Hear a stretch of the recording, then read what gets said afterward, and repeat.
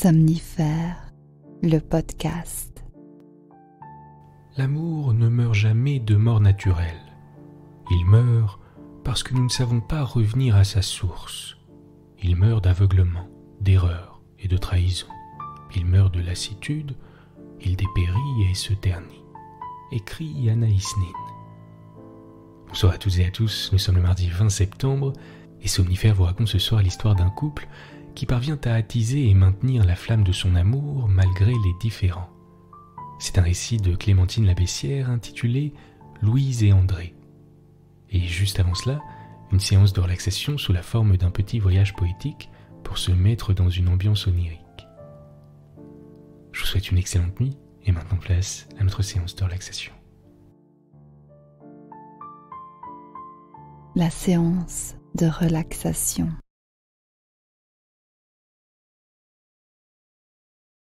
Laissez vos pensées et vos préoccupations se mettre en veille. Il est à présent l'heure de se reposer, de refermer le livre. La suite s'écrira demain, et d'ici là, on déconnecte.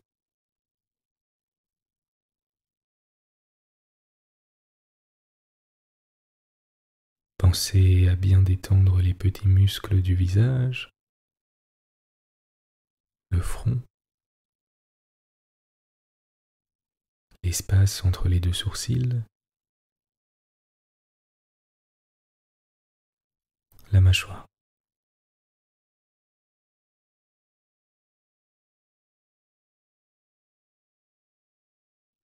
Et alors que les feuilles mortes commencent à tapisser nos trottoirs, je vais à présent vous lire un joli poème sur l'automne d'Anna de Noailles. Voici venu le froid radieux de septembre. Le vent voudrait entrer et jouer dans les chambres. Mais la maison a l'air sévère ce matin, et le laisse dehors qui sanglote au jardin. Comme toutes les voix de l'été se sont tues. Pourquoi ne mettons pas de menthes aux statues? Tout est transi, tout tremble et tout a peur. Je crois que la bise grelotte et que l'eau même a froid. Les feuilles dans le vent courent comme des folles, elles voudraient aller où les oiseaux s'envolent.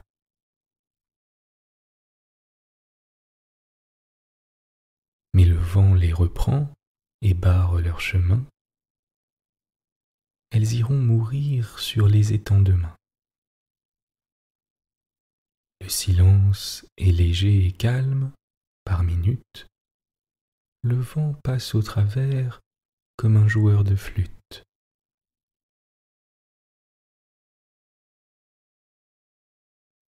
Et puis, tout redevient encore silencieux.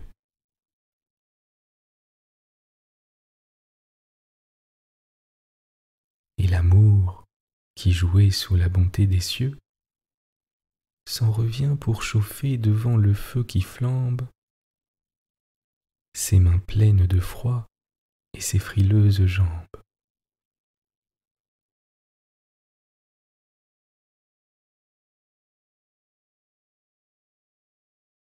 Et la vieille maison qu'il va transfigurer tressaille et s'attendrit de le sentir entrer.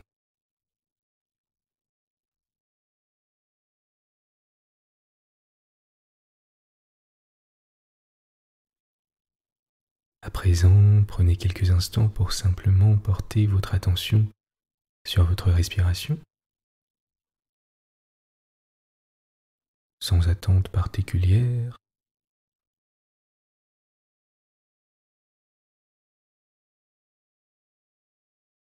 Et laissez-vous bercer par les mouvements qu'elle provoque.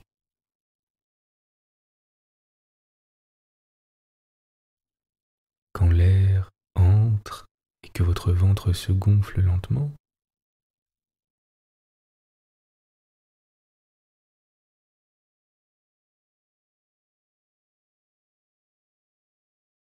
et quand l'air sort et qu'il se dégonfle.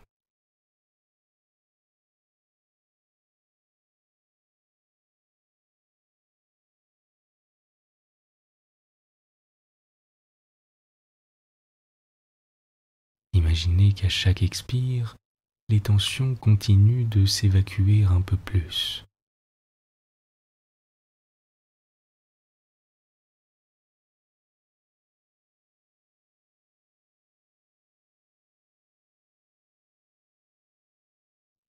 Et qu'à chaque inspire, votre corps devient plus léger et plus serein.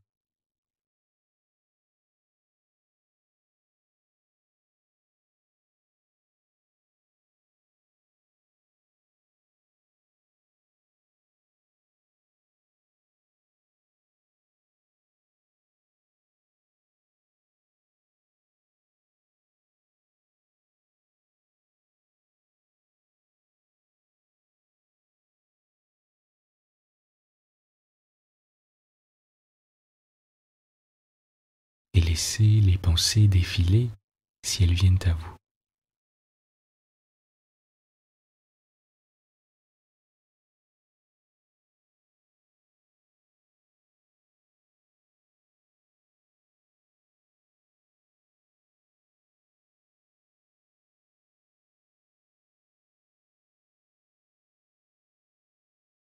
Un peu comme si vous étiez la montagne et que les pensées étaient les nuages.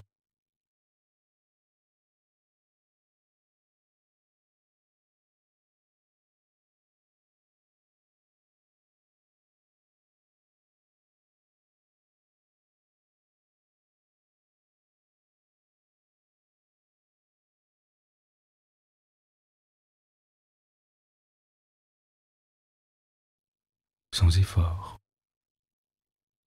sans attente.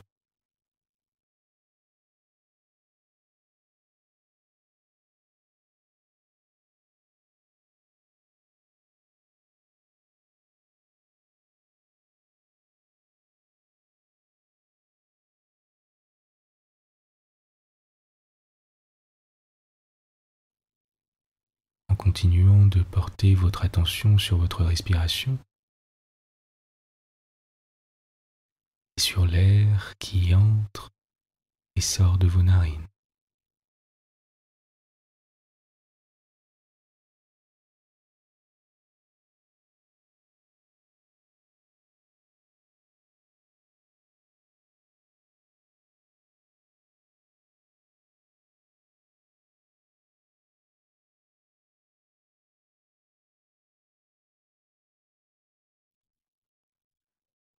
Vous êtes calme et détendu. L'histoire du soir. Louise était issue d'une famille simple, à l'aise financièrement, sans pour cela rouler sur l'or. Ses parents, Laure et Marc, étaient commerçants et tenaient un magasin de vêtements dans le quartier. Ils s'étaient lancés ensemble dans cette aventure dès qu'ils s'étaient mis en couple, après s'être connus lors d'une fête de la musique. Ils avaient à cette occasion pris un plaisir fou à déambuler de quartier en quartier avec un groupe d'amis. Ils s'étaient revus et de fil en aiguille s'étaient trouvés de nombreux centres d'intérêt communs. Après une année à se fréquenter, ils s'installèrent ensemble. Une fois l'affaire commerciale bien partie, ils s'étaient mariés et avaient poursuivi jusqu'à maintenant. Louise était née tout juste un an après son frère Ryan, une volonté de leurs parents. Ils avaient souhaité 2 grossesses quasi consécutives, afin, disaient-ils aux amis qui s'interrogeaient, d'avoir 2 enfants complices. Il s'agissait aussi, selon l'expression de sa mère, de rester dans les couches dans la foulée et s'en débarrasser une bonne fois pour toutes une fois les 2 enfants désirés venus au monde. Une scolarité bien réussie et une enfance heureuse jusqu'à la préadolescence marquèrent le début de la vie de Louise. De son côté, André et sa famille n'étaient pas originaires de Paris. Alain, son père, avait passé sa vie de jeune homme dans un département limitrophe. Il travaillait dans le bâtiment. C'était un homme sérieux, travailleur et droit. C'est à l'occasion d'un chantier dans le quartier du Marais qu'il rencontra Solange. Une sorte de rencontre improbable qui eut lieu lors de sa pause déjeuner. Il allait toujours dans le square de la place Padeloup qu'il avait découverte en marchant le premier jour des travaux. Il s'installait régulièrement sur le même banc, étrangement toujours disponible. Elle, par curiosité mais aussi parce qu'il était plutôt bel homme, s'adressa à lui sous un prétexte banal. Alain, refaisant sans le savoir l'appartement de sa future belle famille, tomba sous son charme. Les choses suivirent leur cours, ils se revirent et banalement vécurent ensemble. Aidés par les connaissances de la famille de Solange, ils purent s'installer dans le coin. Ils menèrent une vie simple, mais très agréable. Solange travailla comme assistante de vie scolaire dans un collège du quartier, et Alain fonda sa petite entreprise dans le secteur économique qu'il maîtrisait. André fut le premier enfant issu de ce couple, suivi par une sœur Marie et un frère Georges dans les 5 années qui suivirent. Ces années d'école primaire furent délicates. Il n'était pas fait pour le travail purement scolaire, contrairement à ses frères et sœurs qui suivirent une scolarité plus classique et brillante. Mais il avait une dextérité remarquable pour travailler le bois. Il devint un ébéniste réputé sur la place de Paris. Georges devint géomètre et Marie médecin anesthésiste. Mais l'intelligence de leurs parents fut de ne jamais les opposer les uns aux autres. De par son parcours, André fut le premier des 3 à gagner sa vie. Il n'en tira aucune gloriole superficielle vis-à-vis de la fratrie. Au contraire, il les aida quand le coût des études devint trop lourd pour les seuls parents.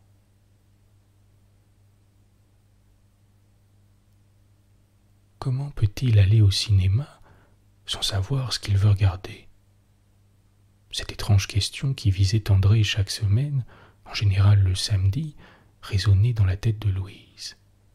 Elle, quand aucun film en particulier ne l'attire, elle passe en revue les sorties du moment pour faire son choix. En outre, elle est rarement dans ce cas, car c'est une cinéphile avertie. Elle a donc une espèce de classement interne qui lui est propre. En tête de liste, des réalisateurs incontournables pour lesquels elle ne manquerait à aucun prix la sortie d'un nouveau film. Pour André, c'est Coppola. Il a été en quelque sorte foudroyé par Apocalypse Now. Tout dans ce film le fascine. Son élaboration d'abord, tant sa réalisation fut homérique. Il avait été bouleversé, remué, transformé par cette fresque sur la guerre du Vietnam d'un lyrisme absolu. Il avait aussi évidemment apprécié la trilogie des Parrains. Louise et André s'étaient rencontrés non pas par hasard comme c'est souvent le cas, mais par l'entremise d'amis communs qui furent d'une certaine manière visionnaires. Quelques soirées entre copains, des apartés artificiellement provoqués, et ce qui devait arriver arriva. Ils se plurent et commencèrent relativement rapidement à partager leur vie. Avec André, dans leur bel appartement de la rue de Bellem, dans le 3e arrondissement, ils organisent des soirées ciné, dans lesquelles un quiz est proposé. Ils sont en général une petite dizaine, et tout le monde est toujours partant. Tout cela est bien préparé, parfois pointu, mais jamais ennuyeux. Les récompenses de Louise, le plus souvent anecdotiques voire symboliques, sont toujours un piment agréable à recevoir. Ce peut être une bande dessinée, un roman, un disque vinyle revenu à la mode, ou un simple poème de sa création. Parfois même, Louise offrait un pot de confiture, et pire un mug affreux avec un horrible dessin. À chacune de ces soirées, il y avait toujours le moment de la petite guéguerre qui s'était établie entre Louise et André. Ils étaient en opposition parfois farouche quand il s'agissait de défendre son Coppola ou son Scorsese. Le seul vainqueur de leur joute verbale restait toujours la mauvaise foi. Tous leurs amis en riaient de bon cœur à chaque fois. C'était l'attraction du soir. Chacun se connaissait parfaitement et tous savaient qu'aucun des deux ne changerait d'avis. Ils savaient également tout autant que dès les derniers participants partis, tout était oublié. Ensuite, le calme et la bonne entente revenaient. C'était leur force. Or, à l'occasion de la sortie du dernier Scorsese, ils se disputèrent plus vivement qu'à l'accoutumée. Louise s'excusa auprès de ses invités et sortit lentement de chez elle, seule, silencieuse, digne. Personne n'essaya de la retenir. Chacun la connaissait bien. Si elle sortait, c'est que c'était sa solution. La réaction d'André fut tout d'abord d'ignorer superbement cette sortie et de demander calmement à chacun de s'asseoir et de reprendre ses esprits. De toute évidence, elle a besoin de prendre l'air quelques minutes et de s'aérer la tête, se justifia-t-il. Il proposa de remettre cette soirée à une prochaine semaine, ce que tout le monde approuva piteusement. Chacun repartit chez soi. La nuit était déjà bien avancée en ce soir de décembre, mais la température fort clémente pour cette saison. The Irishman était pourtant sorti depuis quelques semaines, et Louise ne comprenait pas pourquoi André avait remis ce sujet de discorde sur la table. Dès sa sortie de l'immeuble, un des rares ayant gardé un certain cachet, elle se mit à marcher rapidement afin d'être certaine de ne pas se retrouver face à face avec un de ceux qui avaient assisté à cette scène. En passant devant un restaurant de la rue de Poitou, elle se rappela ses années passées au lycée François Truffaut, situé dans la rue où elle vivait actuellement. Un nom prédestiné pour celle qui, à cette époque, ne s'intéressait guère au cinéma, sinon en tant que lieu de rencontre discrète. Elle avait grandi rue de Bretagne, à 2 pas de son lycée. Par la force des choses, il lui était difficile et même impossible d'invoquer quoi que ce soit pour justifier un retard éventuel chez ses parents. Malgré son enfance heureuse, son adolescence n'avait pas été une période très facile à vivre. Comme souvent à ses âges, elle ne se trouvait pas belle. Elle changeait de coiffure et de style vestimentaire assez régulièrement. Elle se cherchait, mais avec difficulté. Une puberté légèrement tardive par rapport à ses copines n'avait rien arrangé. Sa mère avait beau la rassurer, l'angoisse était tenace. Il avait fallu attendre sa réussite au bac obtenue avec mention pour qu'elle s'accepte enfin. Les succès sentimentaux venant également durant cette année de terminale, tout rentra dans l'ordre. Elle s'était trouvée. Elle poursuivit de brillantes études et devint expert comptable.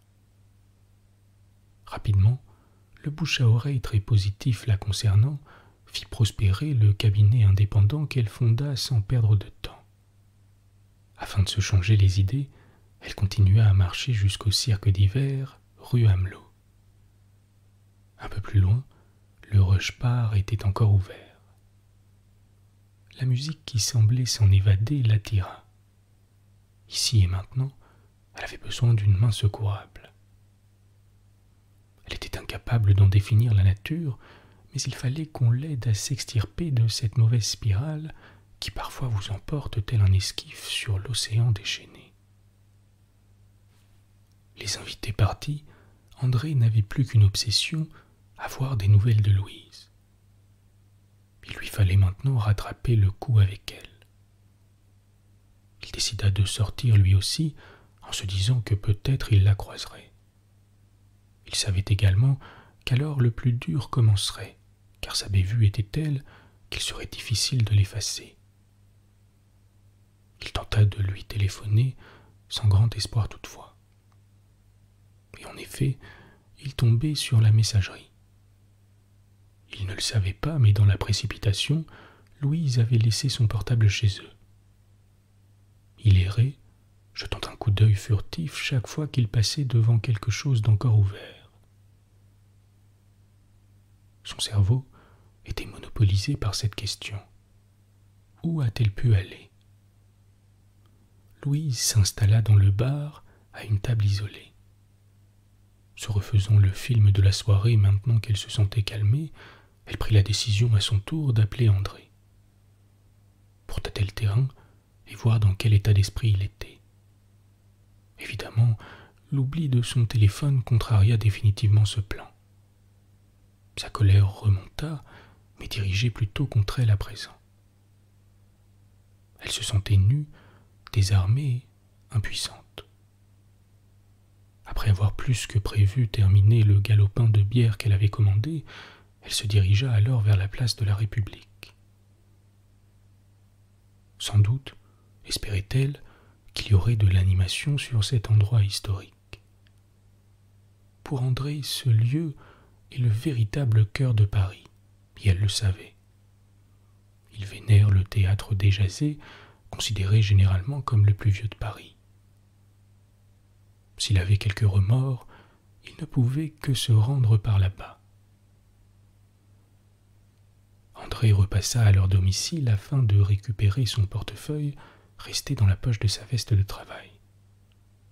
Par acquis de conscience, il réessaya une nouvelle fois de joindre sa compagne, et en entendant la sonnerie si personnelle jaillir de sous le coussin du canapé, il dut se rendre à l'évidence. Elle était effectivement injoignable. Il lui apparut les deux seules solutions possibles, l'attendre passivement ici ou partir à sa recherche. Ce fut vers République qu'il se dirigea instinctivement, sans même y avoir pensé. Il remonta lentement la rue de Turenne, puis bifurqua pour se rendre sur sa place préférée. L'affiche du théâtre Desjazets lui attira l'œil, et machinalement il prit 2 ou 3 minutes pour l'observer. Il ne put s'empêcher de penser que ce spectacle plairait bien à Louise. Si la caisse n'avait pas été fermée, il aurait à coup sûr acheté les 2 places dès maintenant. Dans ce théâtre, il avait vu notamment le fameux duo Fontéval, si irrésistible dans les années 70 et 80. Chacun d'eux avait par la suite mal tourné d'une manière ou d'une autre. André se rappelait des crises de rire avec ses amis de collège. Sans doute est-ce aussi pour cela que ce lieu était un peu sa Madeleine de Proust à lui. Mais pour l'instant, il n'avait pas le cœur à rire. Plus les minutes passaient, plus Louise lui manquait. Il était persuadé, ou peut-être s'était-il lui-même persuadé, qu'elle viendrait ici, sur cette place. Louise avait décidé d'attendre André entre le McDo et l'Hippopotamus, et d'entrer dans l'un d'entre eux dès qu'ils s'apercevraient l'un l'autre. 2 types de restaurants différents, mais qu'ils détestaient tout autant l'un que l'autre. Elle n'en raffolait pas plus que ça, mais c'était sa manière à elle de montrer qu'elle était la maîtresse du jeu. Il devrait bien se forcer à y entrer à son tour. Elle le savait, avec sa bourde, André s'était mis en mauvaise posture. Il le savait, il devrait d'une certaine manière montrer patte blanche.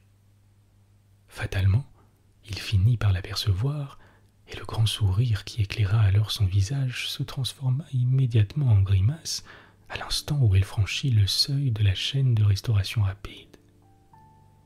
Il se planta derrière la vitrine.